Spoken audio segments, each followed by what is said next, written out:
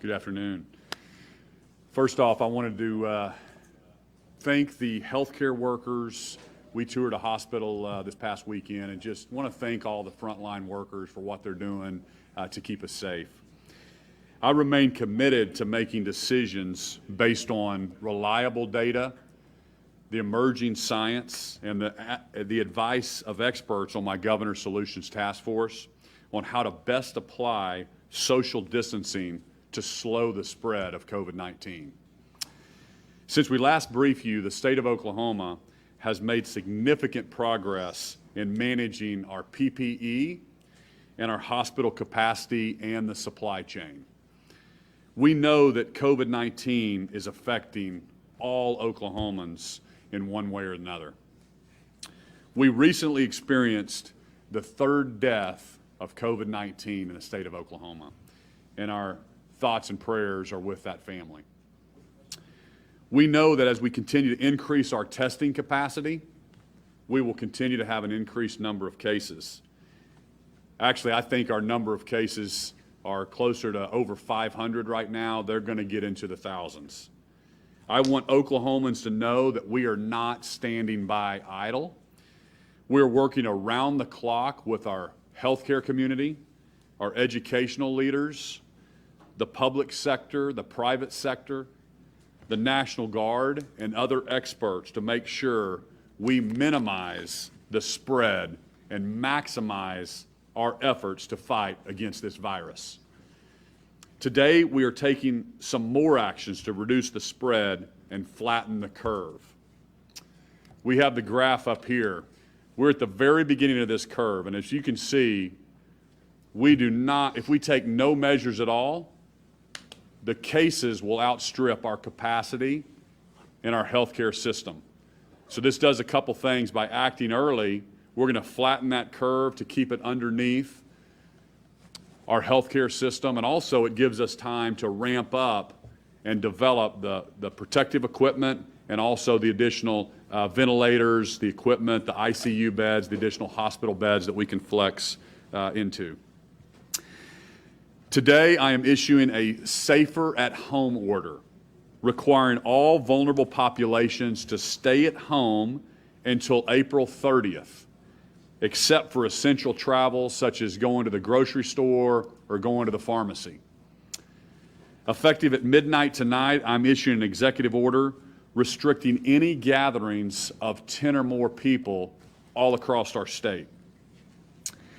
You know, the businesses have really done a good job up to this point, but I cannot emphasize enough the need for us to continue with the social distancing and making sure that we don't get in groups of more than 10 or more.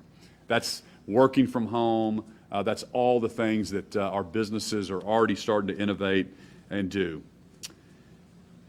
We need all Oklahomans to take this really, really seriously. Additionally, I'm taking aggressive action to preserve medical supplies and PPE, the protective equipment that our healthcare workers use, by issuing a 14-day suspension of all elective surgeries, minor medical procedures, and non-emergency dental procedures. To protect our elderly, we're suspending all visitation to nursing homes and long-term care facilities effective immediately and until further notice. Also, I'm ordering the following measures in the 19 counties where we have a confirmed positive case. We've got the county map up there, I believe. So in all the counties, we have 19 counties in Oklahoma right now with a positive case. So in those 19 counties, all non-essential businesses must close by 11:59 tomorrow and remain closed for 21 days. These include businesses with close contact or personal touch like hair salons, gyms, theaters, massage parlors, tattoo parlors, and we will provide further guidance on that. I encourage restaurants to remain open while offering curbside pickup and delivery. All Oklahomans have a job to do right now. If you're feeling sick or you've been around someone who is sick, please stay home. Isolate yourself. As a community and a state, we must come together in the next few days. I will be announcing a new way Oklahomans can work through my Be a Neighbor initiative to coordinate ways we can serve each other during this difficult time. We've worked very closely with State Superintendent of Schools, Joy Hoffmeister, to find a way to help our students continue learning after April 6th. I want to thank the cafeteria workers, the child nutrition teams who have been offering grab-and-go meals for students who need them. My Governor's Solutions Task Force is still working on a number of things to mitigate the spread of COVID-19 and respond aggressively. I am instructing my team to design and deploy a plan to designate certain hospitals for COVID-19 patients.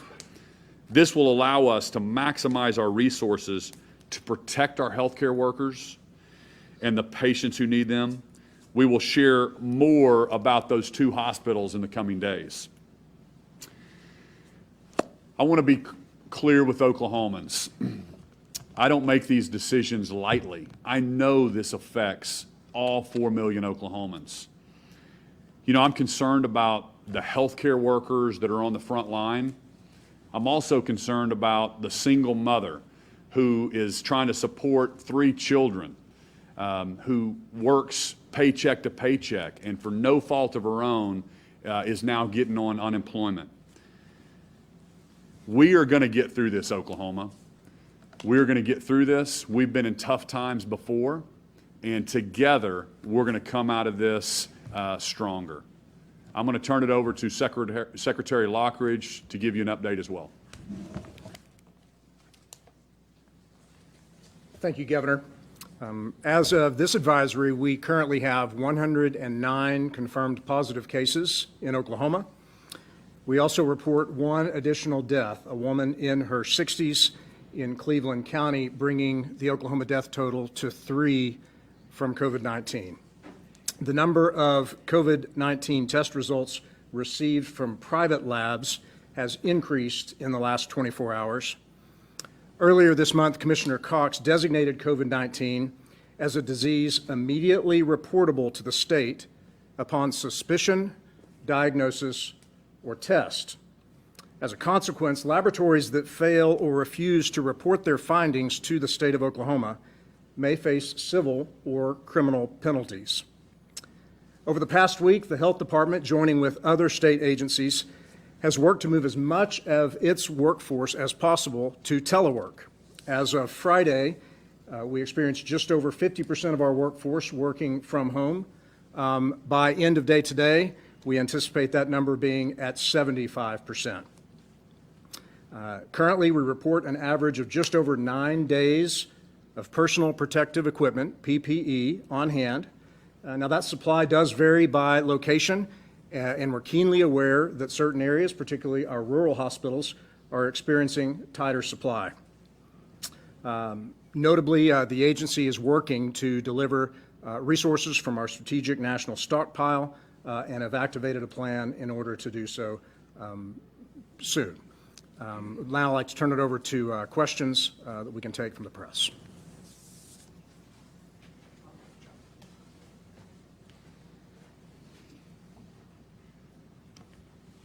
John Murphy, go ahead. Yes, Governor. How would you respond to people, including some public health officials, who say you're not going far enough, that not just 19 counties, but these businesses should be closed statewide, and that in places where there's community spread, people should be ordered to self-quarantine?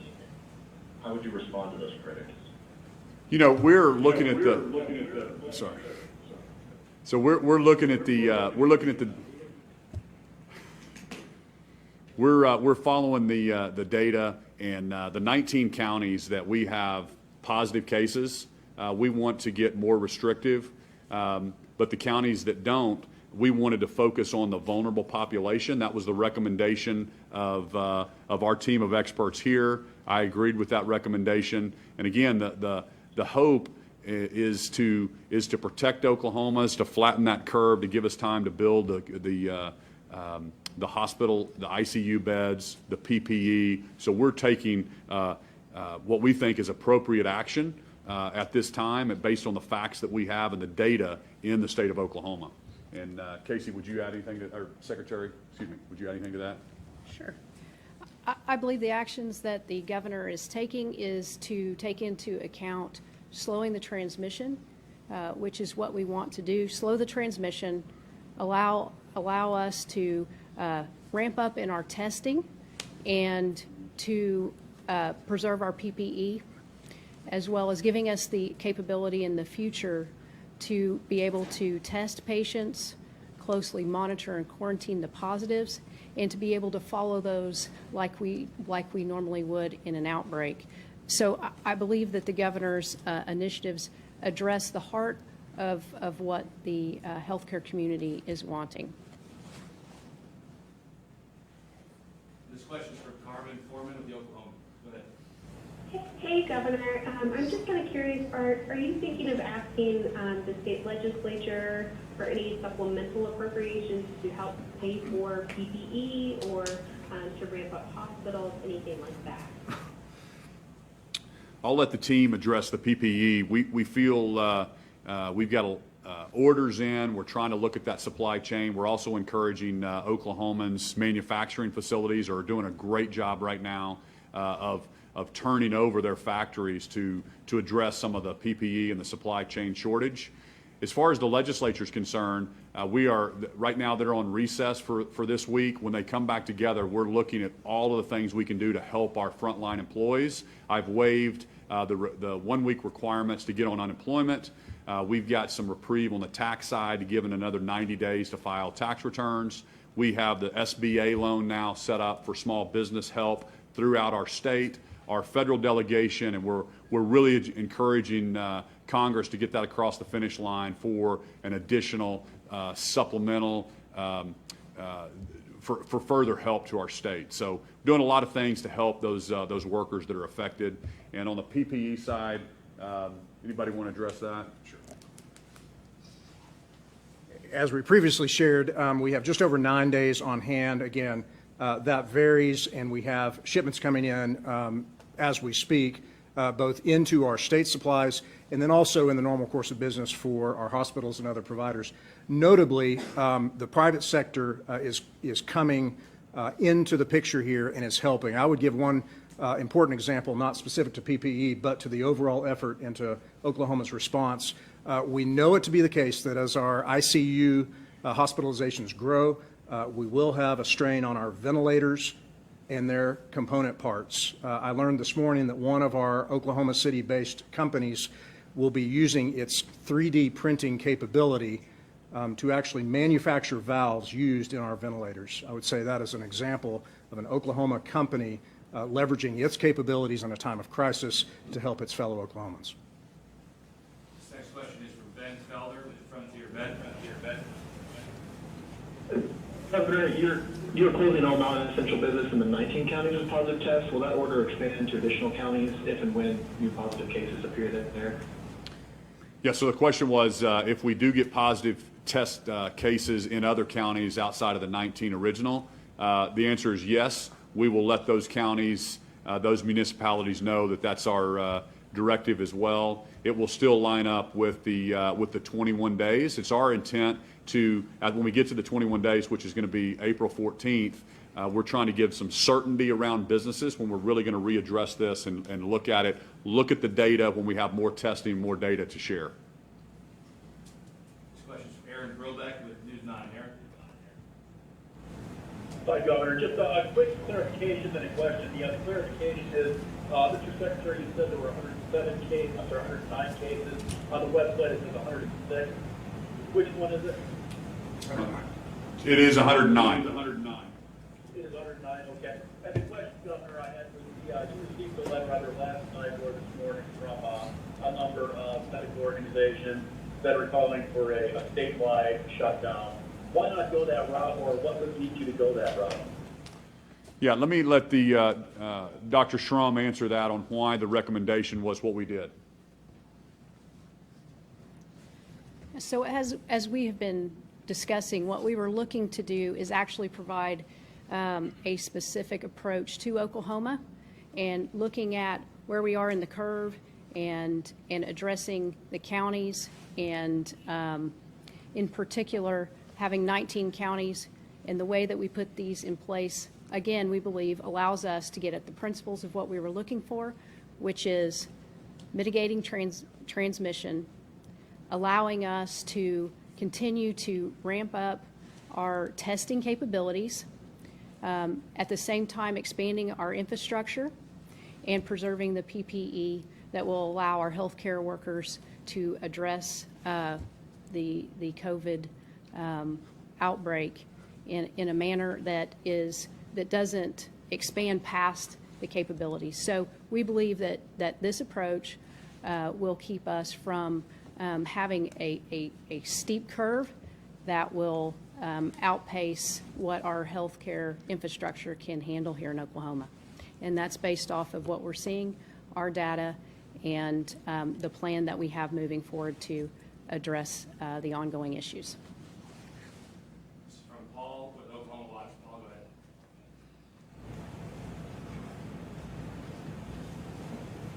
Paul? Paul? All right. Let's go to. Sorry, Governor, sorry, didn't have it unmuted, and I apologize for that. I just wanted to see if there's any more detail on the two designated hospitals that you mentioned that will be treating these COVID-19 patients. Yes, we are early in the planning stages of that and currently having conversations, but as we get more specific details, we will be rolling out that plan in more specificity. Trey Savage, go ahead. Yes, Governor, what, can you explain a little bit more of the safer at home policy? I guess it's sort of a shelter-in-place concept, but can you talk about enforcement and the baseline 65? What's the age cutoff there? You know, it's a safer at home policy for our most vulnerable population. So that's designated by the federal government. So we'll release more details around that. But it's compromised immune system. It is an elderly population or an aged population. So we'll get some more details to you on that. I'm not worried about Oklahoma's compliant. I mean, Oklahomans are compliant. They're looking for us to give them the recommendations, and so that's exactly what I'm doing. Is listen, till April 30th, our most vulnerable population is safer at home, except getting out to go to the grocery store, pharmacy, essential type excursions. It's safer at home for our elderly population till April 30th. So that's the direction all across the state. I'm not worried about it. I know Oklahomans are going to comply with that. Juliet with the Washington Post, please. Thanks so much. I was wondering, in terms of testing, I was both wondering if you could give an update on that, because my understanding is that there are roughly something like 2,400 tests available, but there are not enough reagents, and therefore tests are going out to Dallas, and there's a delay. And related to that, could you comment on, as I understand it, every member of the state Senate and their staffers were tested? This was over, at this point a week ago, after a state Senate staffer which tested positive, and what that means that obviously those folks, most of which were asymptomatic, got tests at a time when there continues to be a shortage of tests in the state. Thank you. Yeah. So let me bring up our testing expert. So we have made significant progress in the last 2 weeks around testing, and I really want to give a shout out to our health department and the OU and OSU communities who have come together to help us leverage their testing capability. So what we've done over the last week and a half in particular is bring together commercial relationships where we can get reagents from outside of just our government allocation and be able to run tests on commercial platforms that we have available in the state to be able to meet the demand that we have. So that's been very exciting, and I think we're poised to be able to respond with the numbers and projections that were being provided.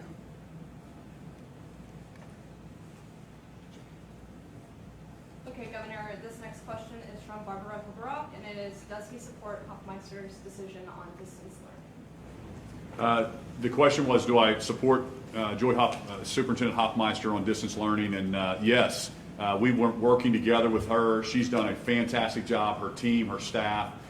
We've been working with all the local districts to turn up our distance learning through technology. It was very important for me, as it is the Department of Education, that our kids just learn differently. And that's what I've been telling all businesses and industry. Hey, this may be the new normal for a little bit, so let's be innovative. Let's think of ways to do it. And our schools are going to be prepared on April 6th to offer, to continue this school year. It's just going to look a little bit differently, and we're going to utilize technology to get our kids prepared for their next school year. This is from Tip. Go ahead.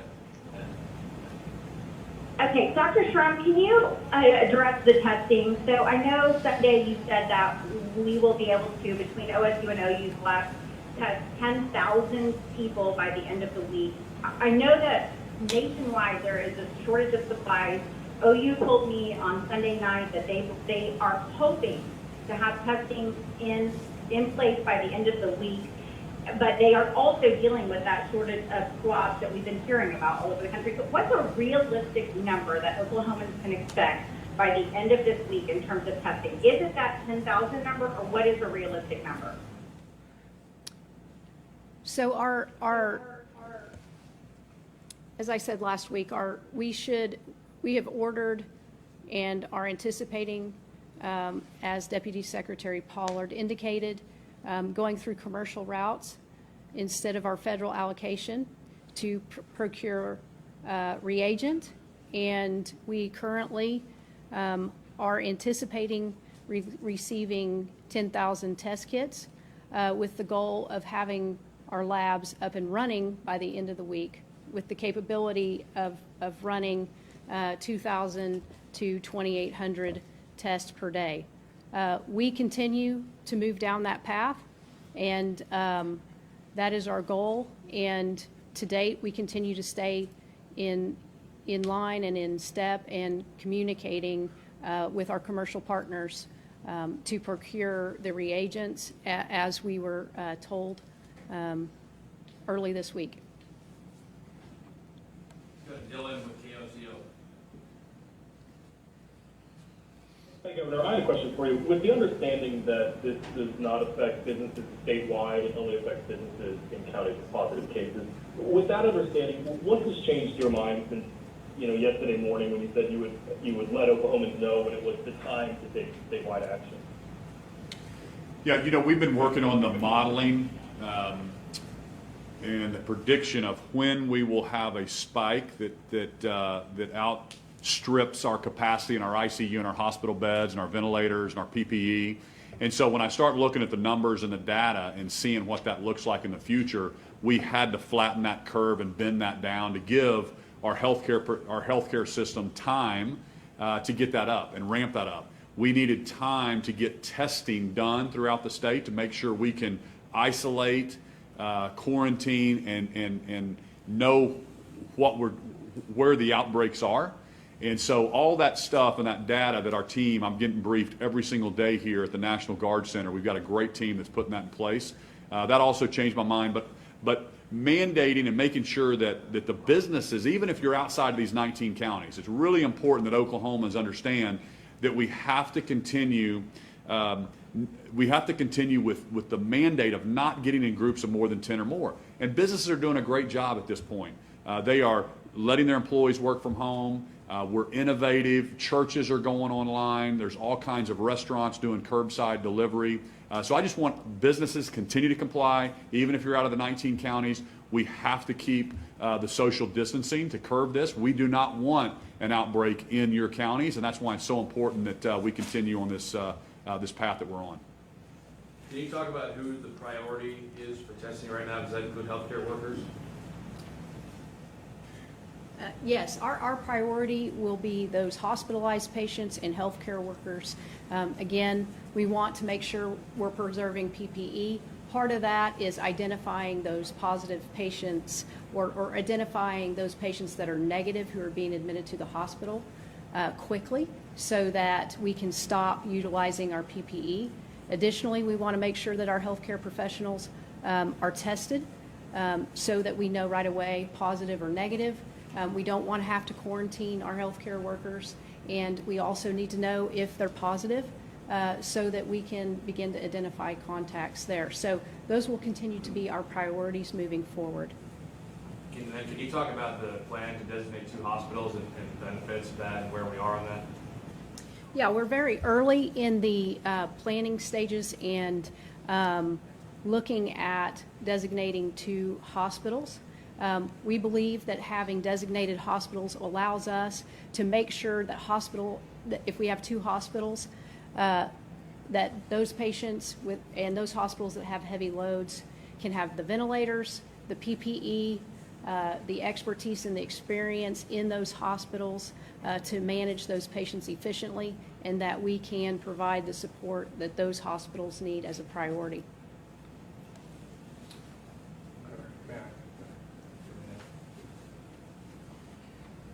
One point of clarification for the press is we did want to introduce a new member of the Solutions Task Force. Her name is Elizabeth Pollard. She is Deputy Secretary of Science and Innovation, serving alongside Dr. Casey Schrum. We wanted to just stipulate who had joined the team and who speaks authoritatively, specifically to the issue of testing. Trace? Yes, Governor, or whoever would be the appropriate person, could you give us a little clarification on what is essential or non-essential? Those sound like specific adjectives. Are we talking, you said grocery stores are essential, are liquor stores non-essential? And then my phone seems to be blowing up with people who want to know about marijuana dispensaries. So if you could discuss that in particular, that would probably ease the minds of some anxiety-ridden folks. Sure. Well, there's guidance from the White House on what is an essential and a non-essential business. We'll release that to the press, but it's basically 16 categories. It's too long to mention here. But in general terms, a non-essential business would be a social gathering type business. So a bar, the restaurant, even though the restaurants will be open for curbside in those 19 counties, it's important that the restaurants, their social gathering inside is closed during this time. So gyms, massage parlors, those kind of things, tattoo parlors. A business that has a social gathering would be non-essential in this case. So that's what we're saying in the 19 counties. But we're also telling those businesses that this is a 21-day period. Then we're going to reevaluate. So we're trying to put some certainty around that.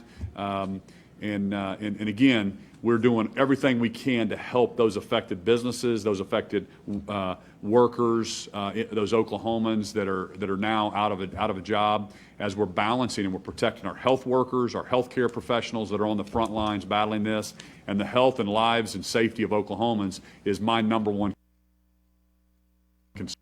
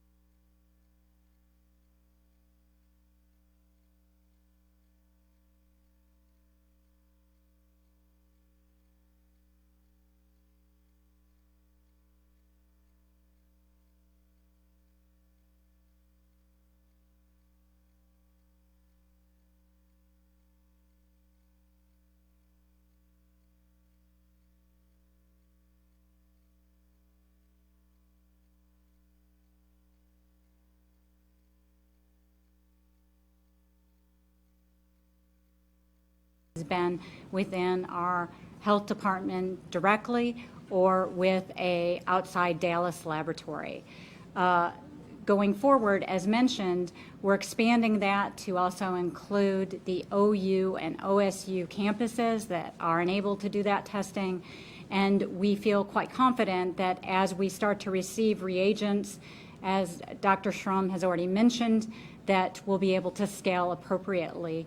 And so all of that is actively underway, and we feel comfortable that as we start to do more extensive testing, that we'll be able to meet that demand. So I don't know if that fully answers the question, but I think that we're in very good shape as we move forward. Sean Murphy, Associated Press.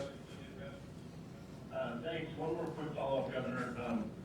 Why are we not hearing from the state epidemiologist at these briefings anymore? And also, I never did hear an answer to the Washington Post question about the Senate staff using up 50 or more state tests. Sure. So we have the state epidemiologist here, and I'll be happy to bring him to the stage. The question, if I remember correctly, was the Senate, something about the Senate. They were all tested. That is true. There was a Senate staffer that tested positive. The Senate all went into isolated themselves until they could get their tests back. Anybody that was exposed to that staffer, I'm not sure if they've gotten all their tests back. They went to an outside lab. It was sent out. So hospitals have contracts with testing right now. The problem is those outside labs will take sometimes 7 days. That's why it's so critical that Oklahoma gets the testing set up with OU and OSU so we can turn these tests out every single day. So that's what we're really working on. So the Senate is working on that. I don't know where they're at in that process, but they are not in session this week until they find out who is exposed and they're all being tested. So let me turn it over to Secretary Lockridge. Just a brief point of clarification there. All members of the Senate staff were screened, not all were tested.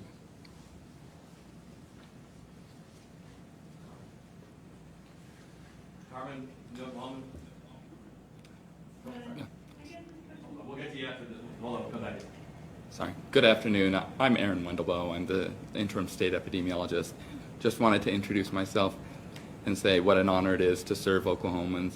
Thank you, Governor, for trusting me to work with you and the team. And, you know, I think that we are just working together to gather data, to analyze data, and to give Oklahomans the clearest information so that you can prevent yourselves from getting infected with COVID-19. Thank you very much. Hey, Governor, I know you said that you would release details of the proposals later this afternoon. I'm curious, some states are including abortion in elective surgeries, the definition of elective surgeries. So I'm just curious if under your order, abortions will not be allowed. You know, I have not got into the granular detail of what's an elective surgery, what's not. I'll get with my team and we'll make that decision. The whole goal is to, for the next 14 days, is to elective surgeries, minor procedures, non-emergency dental procedures, just to put on pause for 14 days so we can get our PPE replenished to make sure that we have that for the critical hospitals. So that's the whole goal. We haven't gone into the details yet on what is considered so I'll let maybe the expert Dr. Schramm answer that. Or have you went to the detail yet? Okay, we haven't gone through the detail. Last question will be from Aaron Roback, News. Governor, it's our understanding that a house in LA has tested positive for COVID. Do you have any knowledge of that? Do you have any knowledge of any other staffers also being tested positive? I have no knowledge of that. I couldn't comment on any specifics of who's tested positive. We've got 109 cases in our state, and but I don't know specifically if there's anybody in the House or the Senate besides the one staffer. Thank you all. Thank you.